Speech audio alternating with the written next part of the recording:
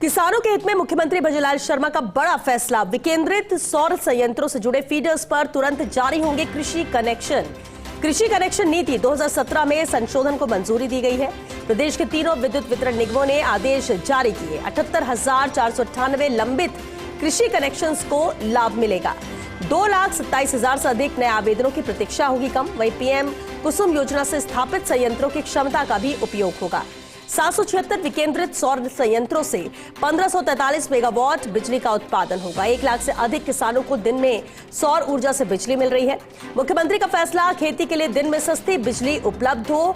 इसी लिहाज से ये फैसला किसानों के लिए बड़ी सौगात के तौर पर इस फैसले को देखा जा रहा है।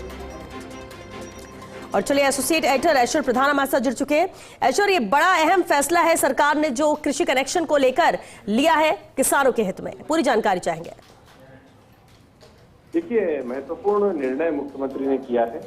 पीएम कुसुम योजना के तहत जो स्थापित विकेंद्रित सौर ऊर्जा संयंत्र है उनके मद्देनजर है और 33 और 11 केवी सबस्टेशन क्षेत्रों को अलग से प्राथमिकता के आधार पर तुरंत कृषि कनेक्शन जारी किए जा सकेंगे। इसके लिए कृषि कनेक्शन नीति 2017 में संशोधन को भी मुख्यमंत्री ने मंजूरी दे दी है। प्रदेश के तीनों विद्युत वितरण निगमों ने इस संबंध में आदेश भी जारी कर दिए हैं।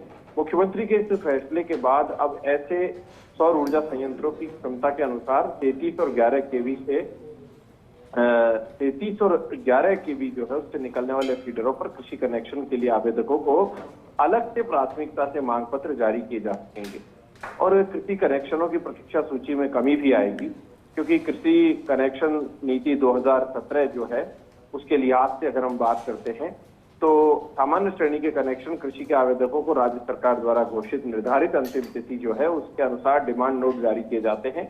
मांग पत्र जो है मांग पत्र जो होते हैं उनके जमा होने के बाद कनेक्शन जारी करने की प्राथमिकता मूल आवेदन तिथि जो होती है के अनुसार संधारित की जाती है। वहीं जो दूसरी ड्रिप, डिग्गी या शहरी क्षेत्र के आवेदकों के मांग पत्र पर तुरंत प्राथमिकता के आधार पर जारी कर दिए जाते हैं। तो कहा जाए तो फिलहाल 22